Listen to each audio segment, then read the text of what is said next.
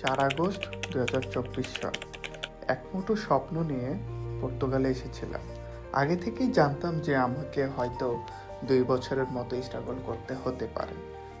আর আসার পরেই শুরু হয় অমানবিক পরিশ্রম। অমানবিক পরিশ্রম বলছি কারণ এখানে যারা মিনিমাম স্যালারিতে জব করে তাদের চেয়েও বেশি সময় ধরে আমি ইন্টেলেকচুয়াল কাজ করেছি। সপ্তাহে 7 দিনই কাজ করতাম আর পেমেন্ট পেতাম পর্তুগালের মিনিমাম স্যালারির মাত্র 1/3। মাঝে মধ্যে নিজেকে পাগল মনে হতো, ভাবতাম হোয়াটস রং উইথ মি। কিন্তু আল্লাহর প্রতি ভরসা ছিল। আল্লাহর কাছে আরো বেশি বেশি দোয়া করতে লাগলাম আর পাশাপাশি জব ইন্টারভিউর জন্য স্টাডি করতে শুরু করলাম। প্রথম দিকে কোনো ইন্টারভিউর জন্য কলই পাচ্ছিলাম না, আর ইন্টারভিউ দিলেও রিজেক্ট করে দিত।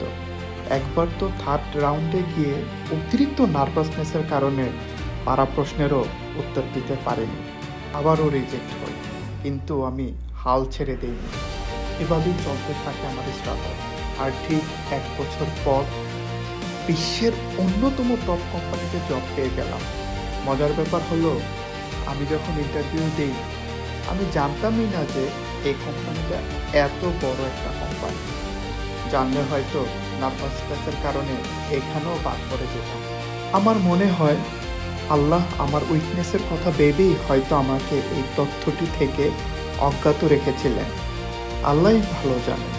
আল্লাহর করুণা না থাকলে সে সময় আমার বেঁচে থাকাই কঠিন ছিল।